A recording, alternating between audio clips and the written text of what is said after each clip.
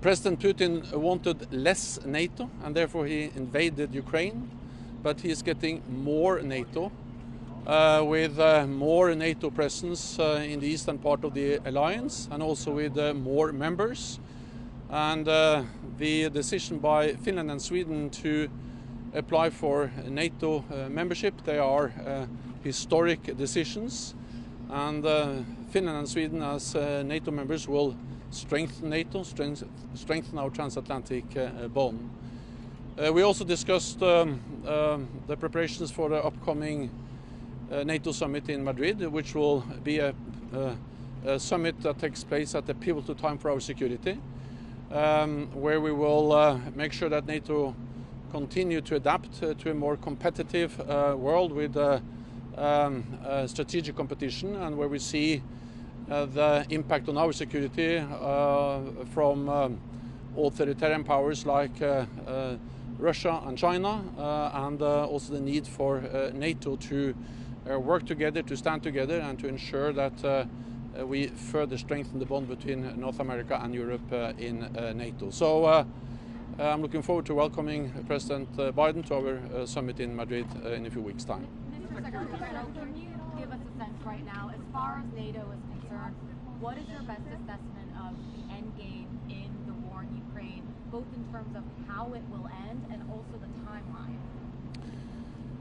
Wars are by nature unpredictable, and therefore we just have to be prepared for the long haul, because what we see is that this war has now become a war of attrition, where the Ukrainians are paying a high price for defending their own country on the battlefield, but also where we see that Russia is taking high casualties. Our responsibility is to provide support to Ukraine. Most wars, and also most likely this war, will at some stage end at the negotiating table. But what we know is that what happens around the negotiating table is very closely linked to the situation on the ground, on the battlefield. So we need to help them, to support them, so they can achieve the best possible outcome of this conflict. On Sweden and Finland, sir, how do you unblock Turkey's opposition? Everyone keeps saying that you expect it to be unblocked, but they're not budging. So how do you do that?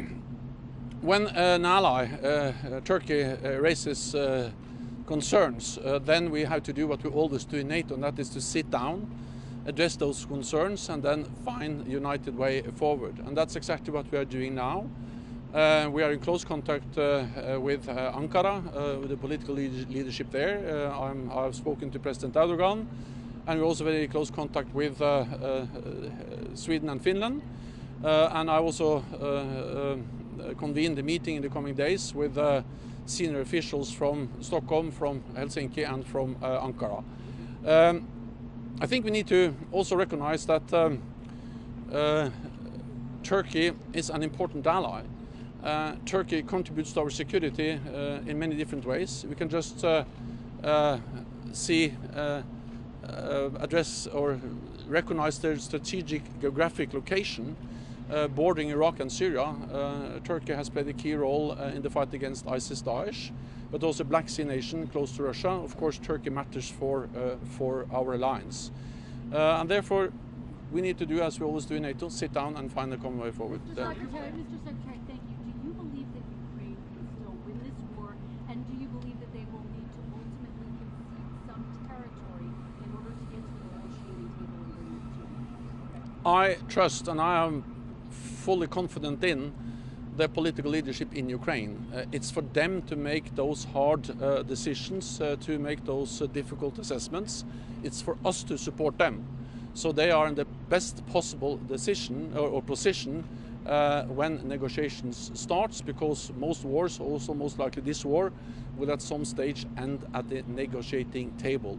So it's not for us to decide or to have strong opinions on what Ukraine should accept or not accept. It's for us to support them in upholding the right for self-defense, a right which is enshrined in the UN Charter. Sorry, we do that one. Yeah, sorry. Is there any talk within NATO? Is there any talk within NATO of organising some sort of naval escort for ships to be able to go in and out carrying grain from Ukraine? Is that a topic of discussion? What we see now is the global repercussions of this war on energy prices and on food prices. And this is because of Russia's brutal invasion of Ukraine. The problems with getting grain out of Ukraine is not caused by our sanctions. It's caused by Russia's war, President Putin's war against Ukraine. And therefore the easiest way to get more grain out and to reduce the pressure on food prices is for President Putin to end the war and to stop the blockade and to allow Ukraine to export grain.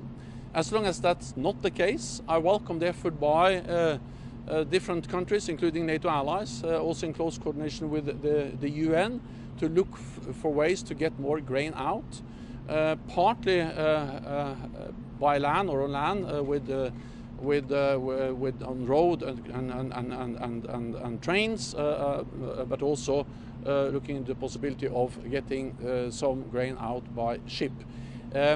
I welcome those efforts, and that's my main message today. Sorry, over there. Medium-range missiles supplied by the United States could escalate. Sorry? do you believe Pope Francis could help mediate an end to the war in Ukraine?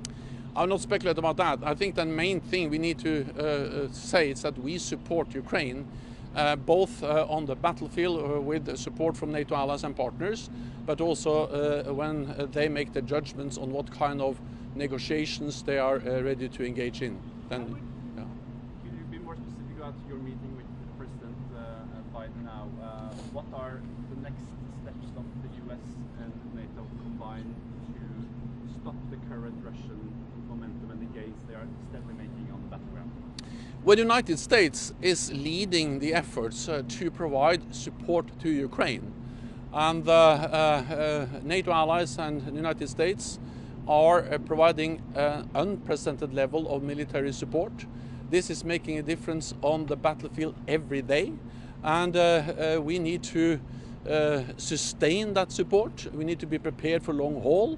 And that has been a message from the United States, from other NATO allies and partners. We also need to realize that this is partly about the military support, but it's also about the unprecedented level of economic sanctions, and then of course economic support, humanitarian support, and many other types of support. NATO's responsibility is to help and support Ukraine in upholding the right for self-defense. At the same time, NATO also has a responsibility to prevent this war from escalating, to become a full-fledged war between Russia and NATO. That will cause even more death, even more destruction, even more damage. And that's the reason why we have made it clear that NATO is not part to the conflict. We provide support to Ukraine, but we're not part of the conflict. We support Ukraine to defend themselves.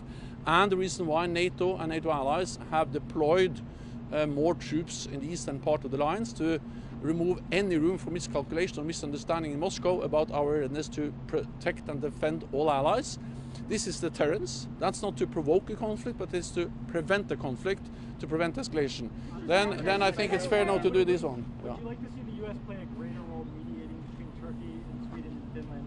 And separately, do you think it would be helpful for the U.S. to sell Ukraine armed drones capable of firing missiles? Sorry, the last question was? Do you think it would be helpful for the U.S. to sell Ukraine armed drones capable of firing missiles?